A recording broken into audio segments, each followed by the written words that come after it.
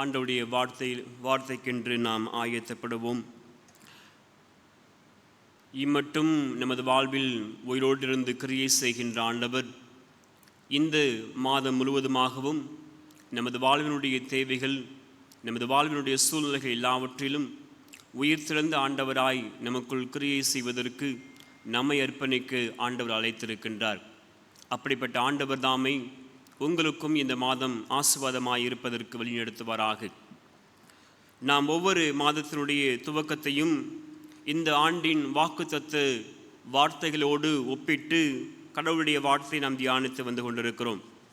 ஒருவேளை இந்த 2024ஆம் ஆண்டு இயர் ஆஃப் கமிட்மெண்ட், ஒப்படைத்தலின் அல்லது அர்ப்பணிப்பின் ஆண்டாக நாம் அனுசரித்து வருகின்றோம். ஒவ்வொரு மாதத்தின் துவக்கத்திலும் எந்த அனுபவத்தோடு ஆண்டவருடைய சமூகத்திலே ஒப்படைக்க வேண்டும், அதன் வழியாய் ஆண்டவர் தருகின்ற நன்மைகள் என்ன என்பதை நாம் சிந்திப்பதற்கு அழைக்கப்படுகின்றோம். அதனுடைய அடிப்படையிலே இந்த ஏப்ரல் மாதம் செயல்களில் ஒப்படைப்பு என்பதின் தலைப்பின் கீழாக நாம் சிந்திப்பதற்கு அழைக்கப்படுகின்றோம். செயல்களில் அர்ப்பணிப்பு. இந்த மாதத்திற்கான வார்த்தை நீதிமொழிகள் 16ஆம் அதிகாரம் 3ஆம் வசனம். நீதிமொழிகள் 16ஆம் அதிகாரம் 3ஆம் வசனம். உன் செய்கைகளை கர்த்தருக்கு ஒப்புவி, அப்பொழுது உன் யோசனைகள் உறுதிப்படும். உன் செய்கைகளை கர்த்தருக்கு ஒப்புவி, அப்பொழுது உன் யோசனைகள் உறுதிப்படும். புதிய மாதம் ஆரம்பிக்கப்பட்டிருக்கிறது. இந்த மாதத்தில் நமது செயல்பாடுகள் எப்படி இருக்கப் போகிறது என்கின்ற எதிர்பார்ப்பு முதல் நாளிலிருந்தே நமக்குள் உருவாக ஆரம்பிக்கிறது. நமது வாழ்வினுடைய செயல்பாடுகள் எல்லாவற்றையும் கடவுளுடைய சமூகத்திலே அர்ப்பணித்து காத்திருக்கும் பொழுது நமது யோசனைகள் உறுதிப்படும் என்கின்ற ஆண்டவருடைய வார்த்தை நமக்கு தெளிவாய் வெளிப்படுத்தப்படுகிறது. இந்த வீதிகளில் சென்று இந்த 16ஆம் அதிகாரத்தை நீங்கள் வாசித்து பாருங்கள். அதில் ஒரே ஒரு உண்மையான கருத்து என்று சொன்னால், மனிதனுடைய எண்ணங்களும் செயல்பாடுகளும் கடவுளுடைய எண்ணங்களும் செயல்பாடுகளும், இருவருடைய எண்ணங்களும் செயல்பாடுகளும் எப்படி இருக்கிறது என்பதை நினைவுபடுத்துகின்றார். நமது எண்ணங்களும் செயல்பாடுகளும் ஆண்டவருடைய சித்தத்திற்கு ஏற்றபடி இருக்கும் பொழுது நிச்சயமாய் அது வாய்க்கப்படும், அது உறுதிப்படுத்தப்படும். அதைத்தான் கடவுளுடைய வார்த்தை நமக்கு ஒவ்வொரு நாளும் கற்றுத்தந்து கொண்டே இருக்கிறது.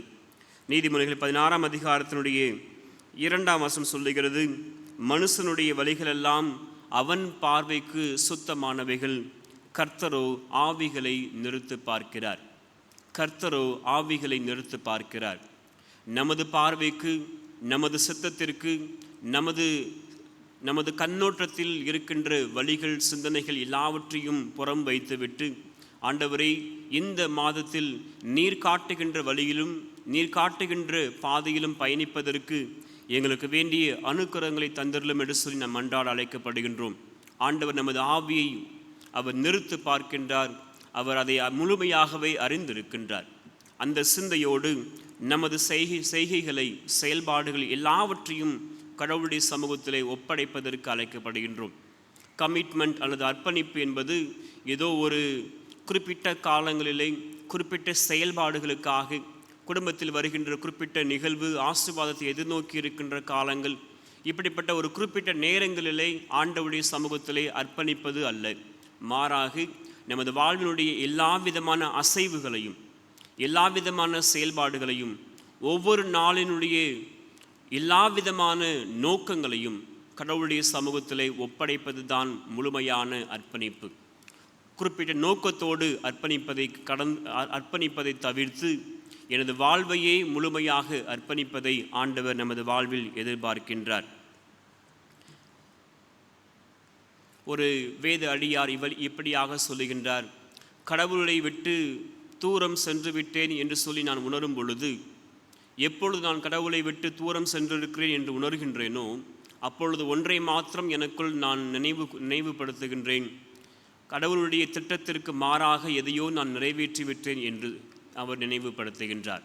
நம்முடைய வாழ்வினுடைய எல்லா நிலையிலும் கடவுளை விட்டு பின்வாங்கி இருக்கிறோம், தூரம் சென்று கொண்டிருக்கிறோம் என்கின்ற நினைவு வரும்பொழுதெல்லாம் நாம் நமக்குள் உறுதிப்படுத்த வேண்டிய ஒரே காரியம், நமக்குள்ளாக நம்மை அறியாமல் எங்கோ கடவுளுடைய பாதையிலிருந்து நமது யோசனைகளும் நமது வழிகளிலும் நமது சிந்தனைகளிலும் நடந்துவிட்டோம் என்பதுதான் நாம் உறுதிப்படுத்த வேண்டிய செயல். அதை நினைவு கூர்ந்தாலே நிச்சயமாய் ஆண்டவர் எதிர்பார்க்கின்ற செயல்களில் ஒப்படைப்பு நமது வாழ்வில் முழுமைப்பட முடியும். இந்த செயல்களில் ஒப்படைப்பதற்கு இயேசுவானவருடைய போதனையோடு உங்களுக்கு நான் 2 உண்மைகளை மாத்திரம் நினைவுபடுத்த விரும்புகின்றேன். மார்க் நற்செய்தி நூல் 4ஆம் அதிகாரத்தில் இயேசுவானவர் அநேக போதனைகளை கொடுத்து வருகின்றார். அதில் 26ஆம் வசனத்திலிருந்து வருகின்ற 29ஆம் வசனம் வரை இருக்கின்ற 2-3 வசனங்களிலே ஒரு சிறிய உவமையை ஆண்டவர் வெளிப்படுத்துகின்றார். அவர்களை நோக்கி, பின்னும் ராஜ்யமானது, தேவனுடைய ராஜ்யமானது ஒரு மனுஷன் நிலத்தில் விதையை விதைத்து இரவில் தூங்கி பகலில் விழித்திருக்க அவனுக்கு தெரியாத விதமாய் விதை முளைத்து பயிராகிறதற்கு ஒப்பாயிருக்கிறது. கடவுளுடைய ராஜ்யம் ஆண்டவருடைய போதனையிலே பல்வேறு காரியங்களோடு ஒப்புமைப்படுத்தப்படுகிறது, ஓமையாக பயன்படுத்தப்பட்டிருக்கிறது. அதில் மிக முக்கியமான ஒரு கம்பேரிஷன், அதை ஒப்புமைப்படுத்துகின்ற ஒரு நிகழ்வு என்று சொன்னால் விதைப்பது, அறுப்பது. இந்த 2 வார்த்தைகளும் கடவுளுடைய ராஜ்யத்தோடு எல்லா இடங்களிலும் அது நினைவுபடுத்தி கொண்டே வருகிறது. இந்த 3 வசனங்களிலும் ஆண்டவர் சுருக்கமாக ஒரு உவமையை கற்றுத்தருகின்றார். சாதாரணமாக எல்லோரும் அறிந்து கொள்ள வேண்டிய வகையிலே, எல்லோரும் அதிகமாக தங்களுடைய அன்றாட வாழ்வில் செயல்படுகின்ற ஒரு அனுபவங்களோடு நினைவுபடுத்துகின்றார். கடவுளுடைய ராஜ்யம் எப்படிப்பட்டது? நீங்கள் நானும் கடவுளுடைய ராஜ்யத்திற்காக செயல்படுவதற்காகத்தான் நாம் அழைக்கப்பட்டிருக்கிறோம். அது நமது வாழ்வாய் இருந்தாலும் சரி, நாம் செய்கின்ற பணிகளாக இருந்தாலும் சரி, நமது சமுதாயத்தோடு நாம் ஏற்படுத்துகின்ற உறவுகளாக இருந்தாலும் சரி, எல்லாவற்றுக்கும் நிமித்தமாக நாம் உணர்ந்து கொள்ள வேண்டிய ஒரே ஒரு நினைவு என்று சொன்னால், நான் கடவுளுடைய ராஜ்யத்திற்கான தோட்டக்காரன், கடவுளுடைய ராஜ்யத்திற்கான ஒரு வேலைக்காரன் என்பதுதான். கடவுளுடைய ராஜ்யம் நமது வாழ்வினுடைய எல்லா விதமான செயல்பாடுகள் வழியாக அது வெளிப்பட்டு கொண்டே இருக்கிறது. அதனுடைய தாக்கத்தை இந்த 3 வசனங்கள் நமக்கு நினைவுபடுத்துகிறது. அப்படிப்பட்ட கடவுளுடைய ராஜ்யத்திற்கான செயல்களில், கடவுளுடைய ராஜ்யத்திற்கு அடுத்த செயல்களில் எனது வாழ்வினுடைய ஒப்படைப்பு எப்படி இருக்க வேண்டும் என்பதை ஆண்டவர் நமக்கு கற்றுத்தருகின்றார். 26ஆம் வசனத்துடைய பின்பகுதி சொல்லுகிறது, ஒரு மனுஷன் நிலத்தில் விதையை விதைத்து. ஒரு மனுஷன் நிலத்தில் விதையை விதைத்து. விவசாயிகளை குறித்து நம்ம நன்றாக தெரியும். விவசாயிகள் விதை விதைப்பதற்கு முன்பதாக அவர்கள் செய்கின்ற ஆயத்த வேலைகளும் நமக்கு நன்றாக தெரியும். அந்த நிலம் பண்படுத்தப்பட வேண்டும், அது ஆயத்தப்படுத்தப்பட வேண்டும். ஒரு விதை அங்கே விழுந்து அது முளைப்பதற்கு அது ஏதுவானதாக அந்த நிலம் உருவாக்கப்பட வேண்டும். அது உருவாக்கப்படாமல் யாருமே விதை விதைப்பதில்லை. தரிசு நிலங்களிலே அல்லது முட்புதல்களிலே யாரும் விதையை விதைக்க மாட்டார்கள். ஒரு நிலம் ஆயத்தப்படுத்தப்பட்டு அங்கே விதை விதைக்கப்படுகிறது. ஒரு விவசாயி தனது கடமையை, தான் செய்ய வேண்டிய கடமைகளை, செயல்களை அர்ப்பணிப்போடு அவர் செய்வதனாலே அவருடைய வாழ்வில் விளைவை அனுபவிக்கின்றார். நாம் நமது வாழ்வினுடைய எல்லா விதமான செயல்பாடுகளிலும் நமக்கு இருக்க வேண்டிய அர்ப்பணிப்பு விசுவாசத்தோடு செயல்பட வேண்டும். விசுவாசத்தோடு செயல்பட வேண்டும். விவசாயி நமக்கு ஒரு ஆழமான கருத்தை நமக்கு நினைவுபடுத்தி கொண்டே இருக்கிறார். மற்ற மனிதர்களுடைய செயல்பாடுகள், வேலைகள், அவர்களுடைய பணியிடங்கள், நிச்சயமாக அவர்களுக்கும் அர்ப்பணிப்பு இருக்கும், மாற்று கருத்து இல்லை. அதையெல்லாம் கடந்து ஒரு விவசாயி ஒரு விசுவாசத்தோடு அனைத்தையும் நிறைவேற்றுகின்றான். எந்த விவசாயியும் ஒருவேளை விதைக்கும் பொழுது நிச்சயமாய் ஆண்டவர் நல்ல அறுவடையை தருவார் என்கின்ற நம்பிக்கையோடு அவர் தனது பணியை மேற்கொள்கின்றார். செயல்களில் ஒப்படைப்பு இருக்க வேண்டும் என்று சொன்னால் முதலாவது நமக்குள் விசுவாசம் உறுதியாய் இருக்க வேண்டும், ஆழமாய் இருக்க வேண்டும். அதுதான் எல்லா விதமான அர்ப்பணிப்புகளுக்கும் அது ஆரம்பமாக இருந்து கொண்டிருக்கிறது. ஒருவேளை கடவுளுடைய ராஜ்யத்திற்கு அடுத்த பணிகளிலும் அப்படிப்பட்ட விசுவாசத்தை ஆண்டவர் நமது வாழ்வில் எதிர்பார்க்கின்றார். உறுதியாக ஒன்றை மாத்திரம் நினைவுபடுத்துகிறேன். கடவுளுடைய ராஜ்யத்திற்கு அடுத்த பணிகள் என்று சொன்னவுடனே கடவுளுடைய ராஜ்யத்தை அறிவிப்பது ஆலயம் சார்ந்த பணிகள் என்று சொல்லி நாம் நினைவு கூறவே வேண்டாம். நமது வாழ்வினுடைய எல்லா விதமான அசைவுகளும், நமது வாழ்வினுடைய எல்லா விதமான செயல்பாடுகளும், குடும்பம் சார்ந்து, சமுதாயம் சார்ந்து, பணியிடங்கள் சார்ந்து எல்லா விதமான செயல்பாடுகளும் கடவுளுடைய ராஜ்யத்தினுடைய வேலைக்காரர்கள் என்பதை நமக்கு நினைவுபடுத்தி கொண்டே இருக்கிறது. அதுவும் கடவுளுடைய ராஜ்யத்திற்கு அடுத்த வேலைதான். அதுவும் கடவுளுடைய ராஜ்யத்திற்கு அடுத்த செயல்பாடுகள் தான். அங்கே ஆண்டவருடைய ராஜ்யத்தை வெளிப்படுத்துவதற்கு நம்மை வைத்திருக்கிறார் என்பதுதான் நாம் அறிந்து கொள்ள வேண்டிய செயல். இவைகளிலே நான் ஒப்படைப்போடு இருக்க வேண்டும் என்று சொன்னால் எனது செயல்பாடுகள் விசுவாசத்தோடு இருக்க வேண்டும்.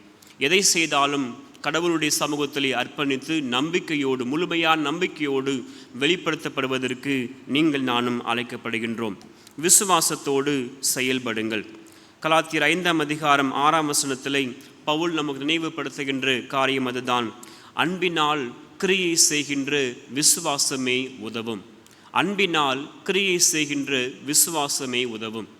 விசுவாசத்தோடு கிரியையில் வழியாக, செயல்பாடுகள் வழியாக நாம் வெளிப்படுத்தப்படுவதற்கு அழைக்கப்படுகின்றோம். அதில் கடவுளுடைய அன்பு இருக்கிறது, கடவுள் மேல் வைக்கின்ற நம்பிக்கை இருக்கிறது. இவை எல்லாவற்றையும் அடிப்படையாய் வைத்து நாம் செயல்களை செய்யும் பொழுது நிச்சயமாய் அதில் கடவுள் எதிர்பார்க்கின்ற அர்ப்பணிப்பு வெளிப்படும் என்பதிலே எந்த விதமான மாற்று கருத்தும் இல்லை. ஒரு பாலஸ்தீன தேசம் என்பது நமது தேசத்தை காட்டிலும் இன்னும் வறண்ட ஒரு தேசம். இன்றைய காலங்களில் இன்னும் அதனுடைய நிலை மிக மோசமாகவே இருந்து கொண்டிருக்கிறது. ஆகவே தான் இங்கே இந்த வார்த்தை பயன்படுத்தப்பட்டிருக்கிறது. இரவில் தூங்கி பகலில் விழித்திருக்க அவனுக்கு தெரியாத விதமாய் விதை முளைத்து பயிராகிறதற்கு ஒப்பாய் இருக்கிறது என்று சொல்லி, அவன் விதையை விதைத்து அவன் ஓய்வெடுக்கின்றான், தனது கடமைகளை நிறைவேற்றுகின்றான். ஆண்டவர் அதை விளையச் செய்கின்றார். நீர் விடுவதற்கான, நீர் பாய்ச்சுவதற்கான தேவைகள், அதற்கான வாய்ப்புகள் பாலஸ்தீன தேசங்களில் அதிகமாக இருக்காது. விதைப்பார்கள், ஆண்டவருடைய சமூகத்தில் விசுவாசத்தோடு விதைப்பார்கள். அது அறுவடைக்காக அவர்கள் ஆயத்தப்படுவார்கள். அதனுடைய விளைச்சலை அவர்கள் பெற்றுக்கொள்வார்கள். நமது தேசத்திலே அதிகமான நாம் அது பிரயாசப்படுகின்றோம். அதற்காக அதிக அறுவடை கிடைப்பதற்காக நாம் பல்வேறு முயற்சிகளை செய்து கொண்டே இருக்கிறோம். இந்த முயற்சிகள் எல்லாம், செயல்பாடுகள் எல்லாம் விசுவாசத்தோடு செய்யப்படுவதற்கு நாம் அழைக்கப்படுகின்றோம். அதுதான் முதல் அர்ப்பணிப்பின் அடையாளமாக இருக்க முடியும். இரண்டாவது, விழிப்போடு செயல்படுங்கள். விழிப்போடு செயல்படுங்கள். இந்த விவசாயி செய்கின்ற காரியம் என்ன? இரவில் தூங்குகின்றார், பகலில் விழித்திருக்கின்றார். பகலில் விழிப்பது என்று சொன்னால் வீட்டிலே பகலில் விழித்து வீட்டிலே அமர்ந்திருப்பார் என்று பொருள் அல்ல. மாறாக பகலிலே விழிப்போடு தான் செய்ய வேண்டிய கடமைகளை முழுமையாக நிறைவேற்றினார் என்பதுதான் அதனுடைய அர்த்தம். விழிப்போடு தான் செய்ய வேண்டிய அந்த பயிர் முளைப்பதற்கான, அந்த பயிர் விளைவிப்பதற்கான எல்லா விதமான முயற்சிகளையும் அவர் முழுமையாக நிறைவேற்றுகின்றார். ஒரு விதைத்தவுடனே நாம் ஒருவேளை உடனே அது பயிராகும் என்று சொல்லி நாம் நினைக்க முடியாது. அல்லது ஒவ்வொரு நாளும் அதை தோண்டி பார்த்து அது முளைத்து விட்டதா என்று சொல்லி நாம் அதை செய்து கொண்டே இருப்போம் என்று சொன்னால் எந்த விதையுமே முளைக்காது. அதற்கான நேரத்தை நாம் கொடுக்க வேண்டும். அதற்காக காத்திருக்க வேண்டும். அந்த காத்திருக்கின்ற அனுபவம், அதை கடந்து வருகின்ற விளைச்சலை அறுவடை செய்கின்ற அனுபவங்களிலும் நீங்கள் நானும் விழிப்போடு காத்திருக்க வேண்டும். விழிப்போடு காத்திருக்க வேண்டும். அந்த விதை உண்மையிலேயே அது முளைப்பதற்கு ஏதுவானதாக இருக்கிறதா? அதற்கு தடையாக இருப்பது எது? அது பறவைகள் போன்றவைகள் அது அதை கொத்தி செல்கின்றதா என்கின்றதை எல்லாம் நீங்கள் நானும் கண்காணிப்பதற்கு அழைக்கப்படுகின்றோம். கடவுளுடைய ராஜ்யத்தின் பணிகளும் செயல்பாடுகளும் அதுதான். நாம் எங்கே இருந்தாலும் சரி, குடும்ப வாழ்வை சார்ந்த பணிகளாக இருந்தாலும் சரி, நமது பணியிடங்கள் சார்ந்த பணிகளாக இருந்தாலும் சரி, எல்லா இடங்களிலும் விழிப்போடு ஆண்டவருடைய செயல்களிலே நாம் இணைந்திருக்கிறோம் என்கின்ற விழிப்போடு நாம் செய்யப்படுவதற்கு நாம் அழைக்கப்படுகின்றோம். ஒருவேளை சங்கீதம் 127ஆம் சங்கீதத்தினுடைய 2ஆம் வசனம், முதல் வசனம் நினைவுபடுத்துகின்ற காரியம் என்ன? கர்த்தர் வீட்டை கட்டாராகில் அதை கட்டுகிறவர்களின் பிரயாசம் விருதா. கர்த்தர் நகரத்தை காவாராகில் காவலாளர்கள் விழித்திருக்கிறது விருதா என்பதுதான். நமது செயல்பாடுகளை நாம் செய்துவிட்டு ஆண்டவர் அதன் வழியாக செயல்படுகிறார் என்பதை உணர்ந்து கொள்வதற்கு நாம் அழைக்கப்படுகின்றோம். அதில் நமக்கு வேண்டியது விழிப்பு தான். அது நமக்கு வேண்டியது விழிப்போடு செயல்படுவது தான். எனது வாழ்விலை இந்த கடவுளுடைய பணிகளுக்கென்று உற்சாகப்படுத்தின வேதாகம கல்லூரியிலே நாம் பயிலும் பொழுது ஒரு பேராசிரியர் அதிகமாக அடிக்கடி பயன்படுத்துகின்ற ஒரு சொற்றொடர் என்று சொன்னால், God helps those who help themselves. God helps those who help themselves. யாரெல்லாம் தங்களுக்கு தாங்களே உதவி செய்கின்றார்களோ அவர்களுக்குத்தான் ஆண்டவரும் உதவி செய்வார். நமது கடமையை நாம் செய்யாதபடிக்கு, நமக்கு நாமே நாம் உதவி செய்யாதபடிக்கு ஆண்டவருடைய உதவியை எதிர்பார்ப்பது என்பது ஒரு முட்டாள்தனம். நமது கடமைகளை நாம் நிறைவேற்றும் பொழுது ஆண்டவர் அதன் வழியாக அது நிறைவின் பாதையிலே வழிநடத்துவார். விழிப்போடு நமது கடமைகளை எல்லா நாளும் செய்யப்படுவதற்கு நாம் அழைக்கப்படுகின்றோம். ஆண்டவருடைய நாள் சமீபமாக இருக்கிறது என்று சொல்லி இதே நற்செய்தி நூலிலே 13ஆம் அதிகாரங்களில் நாம் வாசிக்கின்றோம். ஆண்டவருடைய நாள் நிச்சயமாய் வரப்போகிறது. அதுக்கு முன்பதாக நமது வாழ்நாள் நிறைவு செய்யலாம். மாறாக எனது கரங்களில் தரப்பட்டிருக்கிற எல்லா விதமான செயல்களிலும் ஒப்படைப்போடு, அர்ப்பணிப்போடு, விழிப்போடு, விசுவாசத்தோடு செயல்பட்டேன் என்பதுதான் நம் ஆண்டவருடைய கரங்களிலே நாம் சொல்லப்பட வேண்டிய செய்தி. உண்மையும் உத்தமமான ஊழியக்காரனை கொஞ்சத்தில் உண்மையாய் இருந்தாய். இந்த விவசாய இடத்திலே ஆண்டவர் எதிர்பார்ப்பது என்ன? விதைப்பது ஒரு சிறிய செயல்தான். அந்த சிறிய செயல்பாடுகளிலாவது நமது வாழ்வினுடைய சிறிய செயல்பாடுகள், அந்த சிறிய செயல்பாடுகளிலே ஆண்டவர் எதிர்பார்க்கின்ற அர்ப்பணிப்பை வெளிப்படுத்துவதற்கு ஆயத்தமாக இருக்கின்றோமா? சில நாட்களுக்கு முன்பதாக ஒரு காணொளியை நான் தொலைக்காட்சியிலே பார்க்க முடிந்தது. அது ஒரு இன்றைய கால திரைப்படம் சார்ந்த ஒரு காட்சி. அந்த காட்சியிலே ஒரு விவசாயி நீதிமன்றத்திலே நிறுத்தப்படுகின்றார். அவருடைய வாழ்விலே ஒரு குற்றம் சுமத்தப்படுகிறது. அவர் தனது விளைநிலத்திலே மயில் பறவையை அவர் கொன்று புதைத்து விட்டார் என்பதுதான். அந்த விவசாயத்திலே அவர்கள் விசாரிக்க ஆரம்பிக்கின்றார்கள். அந்த நீதிபதி விசாரிக்க ஆரம்பிக்கும் பொழுது விசாரணை நடந்து கொண்டே இருக்கிறது. அநேக பதில்களை சொல்லிக்கொண்டே இருக்கிறார். சில நேரம் கழித்து நீதிபதியிடத்திலே ஒரு வேண்டுகோள் வைக்கின்றார். எப்பொழுது முடிப்பீர்கள் என்று சொல்லி. எப்பொழுது முடிப்பீர்கள் ஏனென்று கேட்கிறார்கள். எனது பயிர்களெல்லாம் அங்கே கருகி கொண்டிருக்கிறது, நான் சென்று பணி செய்ய வேண்டும் என்று சொல்லி அவர் நினைவுபடுத்துகின்றார். உடனே நீதிபதி ஒரு அமைதி அங்கே நிலவுகிறது. நீதிபதி உணர்ந்து கொண்ட ஒரே காரியம், ஒரு பயிர் கருகுகிறதை, பயிருக்கு செய்ய வேண்டிய கடமைகளை செய்ய வேண்டும் என்று சொல்லி உணரப்படுகின்ற இந்த விவசாயி நிச்சயமாய் இந்த பறவை அவர் மரித்திருக்க செய்திருக்க முடியாது என்று சொல்லி உணர்ந்து கொள்கின்றார். அவரை விடுதலை செய்வதற்கு முன்பதாகவே அவர் மரணித்து விடுகின்றார். ஒரு விவசாயிக்கு இருக்கின்ற அர்ப்பணிப்பு அதுதான். மற்ற பணிகளை காட்டிலும் அவர்கள் இன்னும் உத்வேகத்தோடு, விசுவாசத்தோடு, அர்ப்பணிப்போடு இன்றும் செய்து கொண்டுதான் இருக்கிறார்கள். அவருடைய வாழ்வின் வழியாக ஆண்டவர் நமது வாழ்விலும் கற்றுத்தருகின்ற பாடம், விசுவாசத்தோடு நமது செயல்பாடுகள் இருக்கட்டும், விழிப்போடு நமது செயல்பாடுகள் இருக்கட்டும். நிச்சயமாய் கடவுளுடைய ராஜ்யத்தினுடைய பணி நமது வாழ்வின் வழியாய் விரைவடையட்டும். இந்த மாதத்திலும் அப்படிப்பட்ட நன்மைகள் நமது வாழ்வில் பரிபூர்ணமாக இருக்கட்டும். நமது யோசனைகளை, நமது வழிகளை ஆண்டவருடைய சமூகத்திலே ஒப்படைப்போம். நிச்சயமாய் அது உறுதிப்படும். கடவுளுடைய சமூகத்திலே கண்களை மூடி மன்றாடுவோம். செயல்களில் ஒப்படைப்பு. உன் செய்கைகளை கர்த்தருக்கு ஒப்புவி, அப்பொழுது உன் யோசனைகள் உறுதிப்படும். அன்பின் ஆண்டவரை, நாங்கள் எங்களுடைய வாழ்வினுடைய செயல்பாடுகள் வழியாக உமது பணிகளை செய்வதற்கு அல்ல, உமது பணிகளை செய்வதற்காகவே எங்களுடைய வாழ்வினுடைய செயல்பாடுகள் இருக்கிறது என்பதை நினைவுபடுத்தியிருக்கிறீர். உமக்கு நாங்கள் நன்றி படைக்கின்றோம். உமக்கேற்ற பணிகள் அல்ல, எங்களுடைய வாழ்வினுடைய எல்லா விதமான அசைவுகளும் உம்முடைய ராஜ்யத்தினுடைய செயல்பாடுகள் என்பதை நினைவு கூர்ந்து அதில் அர்ப்பணிப்பை நீ எதிர்பார்க்கிறீர் என்கின்ற சிந்தையோடு உம்முடைய கரங்களிலே இந்த புதிய மாதத்தில் எங்களை தாழ்த்தி அர்ப்பணிக்கின்றோம். விவசாயிக்கு இருக்கின்ற உணர்வோடு நாங்கள் விசுவாசத்தோடு எங்களுடைய கடமைகளை மாத்திரம் செய்வதற்கு எங்களுக்கு வேண்டிய அனுக்கிரகங்களை தந்தருளும். நாங்கள் காத்திருக்கவும் எங்களுடைய செயல்பாடுகளை எல்லாவற்றையும் விசுவாசத்தோடு நிறைவேற்றவும் உதவி செய்வீராக. அது மாத்திரமல்ல, எல்லா நிலையிலும் நாங்கள் விழிப்போடு இருப்பதற்கு, எங்களுடைய செயல்பாடுகளிலே நாங்கள் உம்முடைய நாமத்தை மகிமைப்படுத்துவதற்கு அழைக்கப்பட்டிருக்கிறோம் என்கின்ற விழிப்போடு, உம்முடைய நாள் சீக்கிரம் வரப்போகிறது என்கின்ற விழிப்போடு நாங்கள் செயல்படுவதற்கு வேண்டிய ஆற்றலை நிறைவாய் தந்தருளுவீராக. அப்படிப்பட்ட கிருபையினாலே இந்த மாதம் முழுவதுமாய் வழிநடத்தும். அதன் வழியாய் வருகின்ற பரிபூர்ணமான நன்மைகள், விளைச்சல் எங்களுடைய வாழ்வில் நிறைவாய் இருக்கட்டும். இயேசு கிறிஸ்துவின் வழியாய் வேண்டிக் கொள்கின்றோம் அன்பின் பிதாவே. ஆமென்.